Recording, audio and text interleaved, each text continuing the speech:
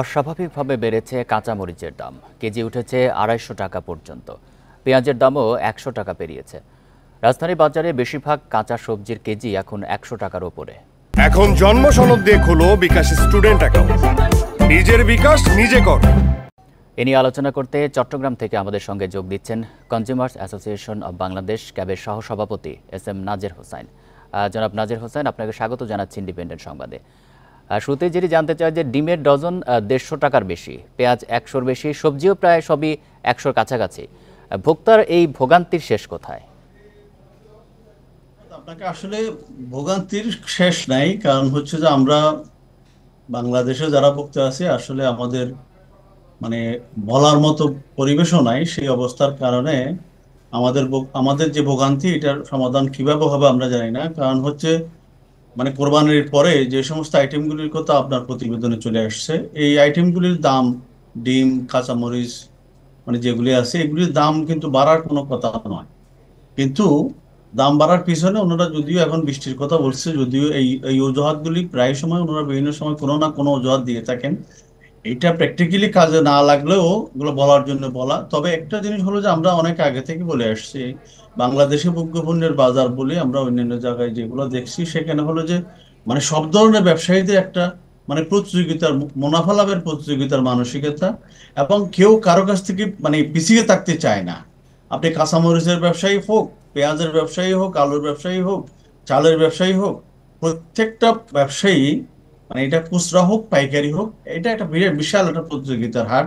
এই প্রতিযোগিতা কেউ কাউকে পিছনে রাখতে চায় না। সেই জন্য যে যতটুকু পারে, এবং সেখানে যেটা হলো যারা আসলে এগুলো তদারকি করবে সেটার পরিমাণও কিন্তু কম। যে হারে ধরেন নজরদারি করার কথা, সেটা কিন্তু না হবার কারণে এখন ব্যবসায়ীরা মূল ভূমিকা পালন করতেছে। তারা ইচ্ছা করলে দাম বাড়ায়, আবার ইচ্ছা করলে দাম কমানোর চেষ্টা অনেক অনেক সময় করে, যদিও করা হয় না। বাড়তি আমরা যেটা দেখি, বাড়ার ক্ষেত্রে যেটা দেখি, কমার ক্ষেত্রে সেরকম কোনো প্রবণতা লক্ষ্য করা যায় না। এখন ধরুন আপনি ডিম অথবা ধরেন কাঁচামরিচ অথবা পেঁয়াজ অথবা আলুর কথা যদি বলি, এগুলোর কিন্তু পর্যাপ্ত মজুদ আছে। সবজির ক্ষেত্রেও, সবজিও কিন্তু বাজারে সেরকম সংকট আছে। যে আপনি সেটাই বলছিলেন যে এই যে পর্যাপ্ত মজুদ থাকার পরেও এই যে বিভিন্ন ধরনের বৃষ্টি নামলেই দাম বাড়ে, নানা রকমের অজুহাত দিচ্ছেন ব্যবসায়ীরা দাম বাড়তির ক্ষেত্রে। তার মানে একটা সিন্ডিকেট কাজ করছে, কিন্তু এটি ভাঙা যাচ্ছে না কেন? নাকি সরষের ভিতরে ভূত আছে?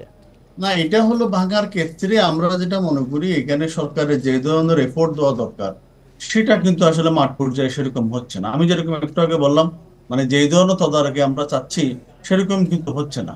তো তদারকি না হলে আসলে কি দামে কিনছে, কিভাবে তারা বিক্রি করছে, এটা যে এটা ফাইন্ড আউট করা, সেটা কিন্তু সম্ভব হবে না। এখন যদি ধরেন বাজারে যদি রেগুলেটর না থাকে, তাহলে কিন্তু কে ফাউল করতেছে সেটা কিন্তু বোঝা যাবে না। এখন আমরা বলছি দাম বাড়ছে, তাহলে দাম বাড়লে এটার পিছনে কারা জড়িত, তাদের তো আসলে পানিশমেন্ট হওয়া দরকার। ডিমের বেলা যেটা হয়ে গেছে, ডিমের কারা কার সাথে সাথে যুক্ত ছিল, সেগুলো কিন্তু বেশ গত বছরও কিন্তু ফাইন্ড আউট হয়েছে। অনেকের বিরুদ্ধে প্রতিযোগিতা কমিশন থেকে মামলাও করা হয়েছিল, কিন্তু পরবর্তীতে সেই সেই মামলা বা শাস্তির কোনো ধরনের আলো মুখ দেখে নাই। এখন যারা অপরাধ করবে তারা যদি বারবার পার পেয়ে যায়, তাহলে কিন্তু অপরাধ তো কমবে না। এখন অপরাধ এটা এমন অবস্থায় চলে গেছে, যেটা সামাজিক সংক্রমণ ঘটে গেছে, এটা মহামারী আকারে ছড়িয়ে গেছে। তো এখান থেকে বের হওয়াটা কঠিন।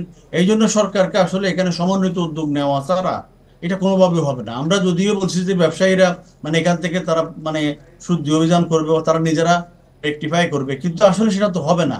এখানে আসলে সরকারকে ইন্টারভেন করতে হবে। ইন্টারভেন করে সরকারের যে উইংগুলি আছে সবগুলিকে একসাথে করে আইন প্রয়োগ। কিন্তু সরকার তো বিভিন্ন সময় নানা ব্যবস্থা নিচ্ছে এবং ব্যবস্থা নিতে সংশ্লিষ্ট কর্তৃপক্ষকে বলছে, তারপরে এটি নিয়ন্ত্রণ করা যাচ্ছে না। ভোক্তা অধিকার থেকেও বলা হচ্ছে যে SMS এর মাধ্যমে ডিমের দাম বাড়ানো হচ্ছে, বারবারই বলা হচ্ছে সেটার ব্যবস্থা নেওয়া হবে, কিন্তু সেটি আসলে কার্যকর করা যাচ্ছে না কেন? না, সেটাই হলো মূল ঘটনা। মাননীয় প্রধানমন্ত্রী থেকে বারবার ইনস্ট্রাকশন আসছে, দিক নির্দেশনা দিচ্ছে, কিন্তু আসলে সেটা মাঠ পর্যায়ে বাস্তবায়ন দেখছে না। কয়েকদিন আগে বক্তার মহাপরিচালকও বললেন যে SMS দিয়ে ডিমের বাজার বা দাম নিয়ন্ত্রণ এটা কিন্তু করতে দেওয়া হবে না। তো করলে কি করবেন সেটা তো দেখা যাচ্ছে না। করলে যদি SMS দিয়ে, এখন আমরা দেখছি যে এখনো SMS চলমান আছে, তো চলমান থাকলে তার বিরুদ্ধে তো আসলে পানিশমেন্ট হওয়া দরকার। মহাপরিচালক মহোদয় যেটা বলছে এটা আসলে বাস্তবায়ন হওয়া দরকার। তাহলেই কিন্তু একটা সময় এই যে অসাধু ব্যবসায়ীরা তারা কিন্তু এখান থেকে ফেরত আসবে। আদারওয়াইজ আমরা বলবো আমাদের সরকার বলবে, কিন্তু এটা যদি এক্সিকিউশন না হয় তাহলে কিন্তু এটার থেকে আমরা মানে কোনো ধরনের সুফল পাবো সেটা প্রত্যাশা করা যায় না। তো সেই জন্য মানে সরকারের যে উদ্যোগ, আমরা আসলে সেটা রিয়েল সেন্সে আমরা এটার কিন্তু এফেক্টিভ বাস্তবায়ন চাই। এটা যদি বাস্তবায়ন না হয় তাহলে কিন্তু কথার কথা। এখন জি, দেশের ব্যবসায়ীরা মানুষও অনেকেই সেটাই আশা করে যে কথার কথা সরকারের বলে। উদ্যোগ নিক এবং এটি বাস্তবায়ন হোক। ধন্যবাদ আপনাকে আমাদেরকে সময় দেওয়ার জন্য।